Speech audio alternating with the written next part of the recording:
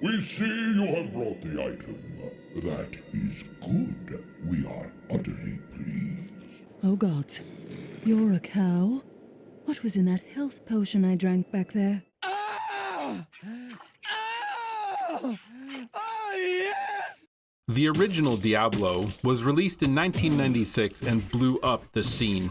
So prolific was Diablo that, for the most part, if someone calls a game an action RPG, you may expect a Diablo clone. It spawned 3 sequels and a terrible mobile knockoff. The not-so-silent minority will proclaim that Diablo 2 is the last good one, but I think that each Diablo is good in its own way. Diablo 4 is the latest in the franchise, and is it any good? We'll see. Welcome to the Meergospective of Diablo 4. Out of the gate, Diablo 4 hits you with some amazing cinematics. Well-directed, beautiful, gruesome. Perfect for a Diablo game. In my experience, Blizzard has a tendency to make games with graphics that are below the cutting edge, but make up for it with great visuals and design. Diablo 4 is no exception, and is very dark and gritty, and I love it. See now the work of your name! Diablo 3 received criticism for being too bright and happy, and added a secret level called Whimsydale as a result. This level had unicorns, rainbows, happy dancing clouds, hordes of happy flowers. While kind of funny, Diablo 4 certainly has no need for sweet cup and cakes land. That's someone's son. Or daughter. Environments are very well done. There's snowy places, grassy places, swampy places, everything you'd hope for, including the very depths of hell. I'm usually not one to get too excited over graphics, but the details here are great. When I saw that your character left footprints in mud, I was genuinely blown away. Yeah, footprints aren't really new, don't judge me. Characters look awesome too. You can transmog your gear, so no more running around with a big dumb green hat on. You pretty much look like a BAMF right from the start. Champions. If you're so inclined, you can also spend real-world dollars on cosmetics, though that's not for me.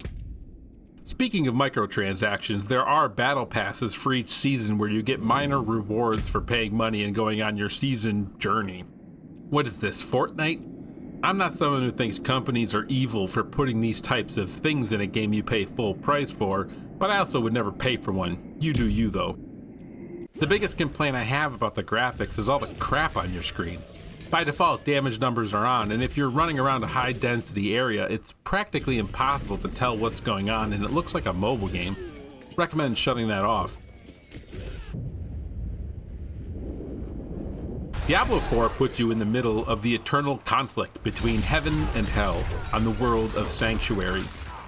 Why is it called Sanctuary? We'll get to that. Here's a map though, and Diablo 4 is set here. For reference, 1 was here, 2 was here, and 3 was here. I never played Immortals, and I pretend it doesn't exist. Before you start, you're met with a cutscene of some dudes in a chapel. I thought this was Tristram at first because of course it would be, but it isn't. It's just another chapel with unspeakable evil underneath it. Bad stuff goes down and a very horny lady appears. Here we go again. You start by creating your character. There are 5 classes to choose from, both male and female. The Barbarian, Sorcerer, Druid, Necromancer, and Rogue. They all play very differently, use different weapons, have different mechanics, and I think they're all very well done. I'm a little irked by how the classes change but don't change between games. Like, thematically the Wizard and Sorcerer are different, but mechanically they're identical. Rogues also overlap with Demon Hunters, though they have weaker bow skills. I guess I'm just a little upset because they still haven't brought the Amazon back, or any kind of holy archetype character. Crusaders were my jam. Anyway, here you are happily horsing through the snow. Who are you? Where are you going? Who cares?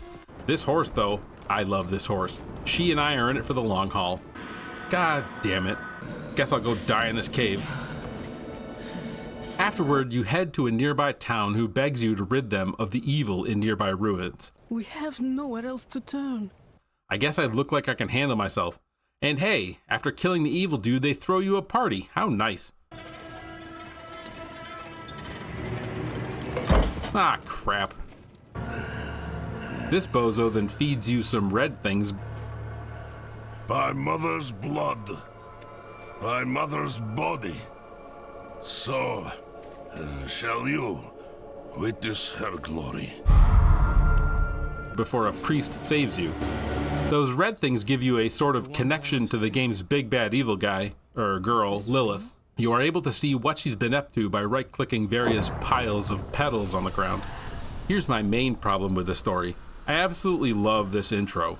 The fact that you get drugged by the people you saved, the brutality of the cutscenes, the overall vibe is an A+. Then they need to go and ruin it by having history lessons everywhere. Every time you go through a dungeon during the campaign, you'll have people who aren't there now talking about why they were there earlier. To be blunt, I hate this. One of the reasons I love Diablos 1 and 2 was because they withheld information from you. Who was Diablo? Why is he such an asshole? It doesn't matter, he is, and it's up to you to stop him. With Diablo 3 and 4, they felt it necessary to humanize the demons. I don't know if you would have chosen to stand beside me in this new world, Rathma. But I would have saved your place, just the same. It makes them less threatening when you learn their motivations since it removes the mystery. Diablo 4 is a little better about this than 3 was. I mean, in Diablo 3, the man himself talks to you all throughout Act 4, and it was kind of cringe. Where is Tyrael? Fallen, broken. He knows the truth now. I will be victorious. As far as the timeline goes, it's been 50 years since Diablo 3 and 70 years since Diablo 2. I'm not quite sure what's been going on since Malthael was defeated in Reaper of Souls, but now there's a prophecy.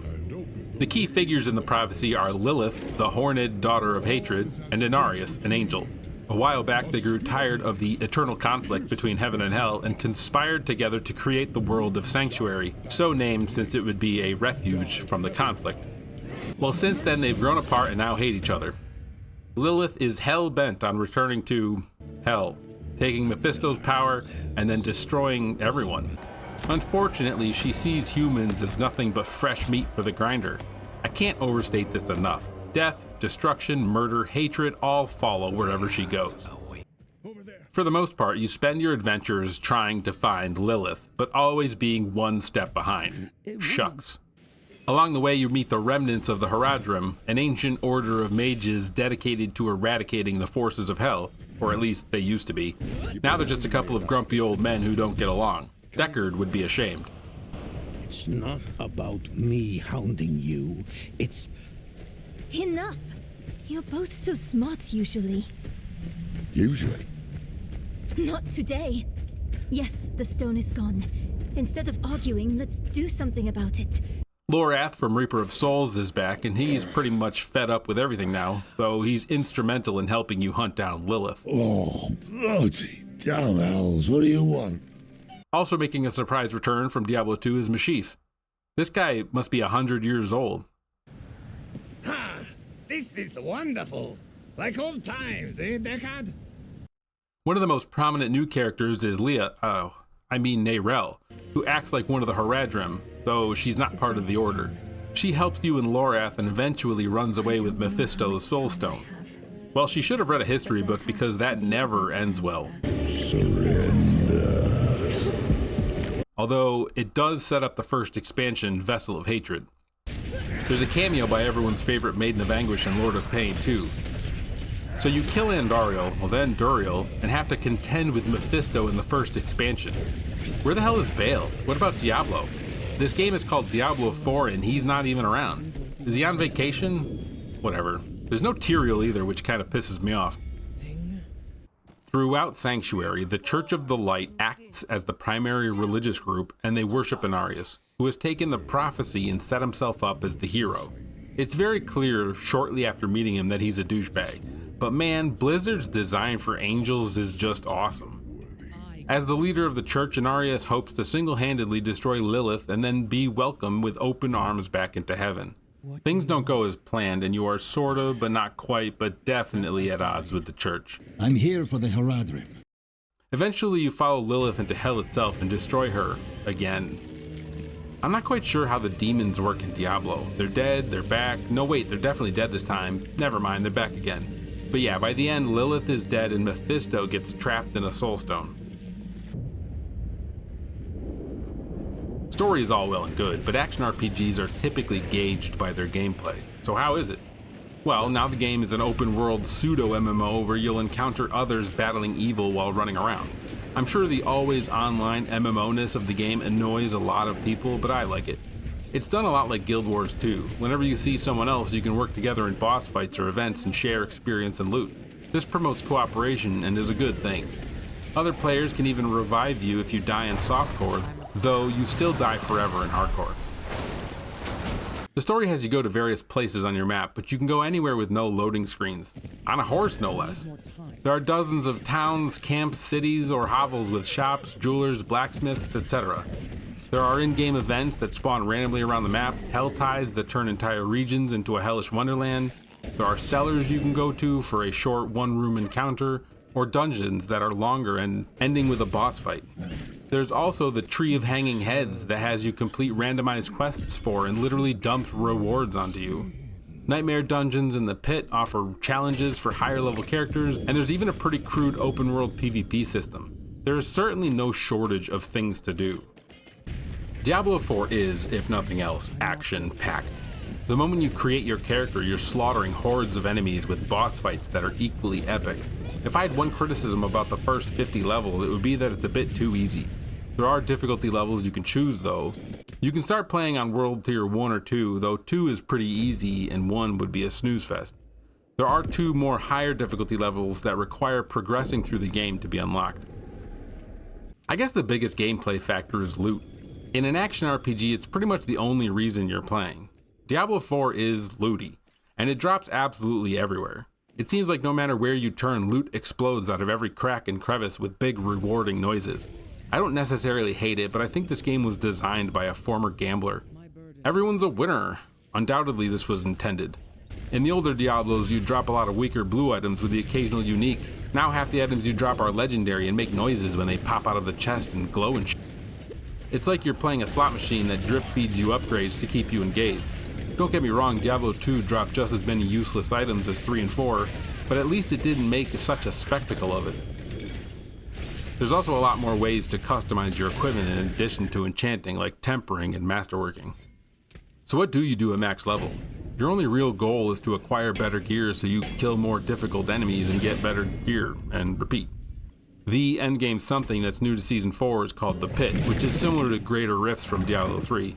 You go to a dungeon and have a set number of minutes to kill enough enemies to open a portal to the boss. Complete this before the time runs out and you'll unlock higher tiers with tougher enemies. There's also uber bosses which require body parts gathered from across the land. Boy, that sounds familiar.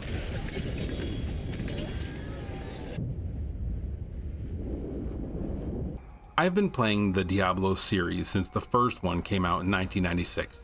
I remember seeing the ending of the original and thinking it was so cool that guy jammed the crystal jobby into his head. I get excited every time a new Diablo gets announced because they're all worth playing, except that one. I tried Diablo 4 at release and it was pretty bad. I made it through the story then gave up. With each season though, they make it just a little bit better. I have no doubt that in another year with another expansion or 2, it will be a great game. For now though, my final verdict for Diablo 4 is a 7 out of 10. The graphical design is great, the story is good, the gameplay is top notch. There's a lot of build diversity and plenty of reasons to get to max level each season. So what's the problem? Primarily it's itemization, which is a huge part of the game. It has gotten a lot better, but is still not quite as enjoyable as I'd like. Everything feels samey. Most uniques are just reskinned legendaries. There's no excitement when you see something drop because the game makes a big deal out of every single drop.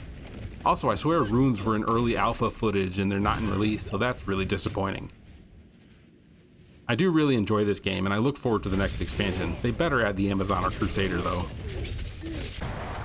If you liked this video and you want to support the channel, please like and subscribe. If you have any Diablo stories you'd like to share, leave a comment below. Thank you so much for watching and we'll see you in the next one. Uh-oh.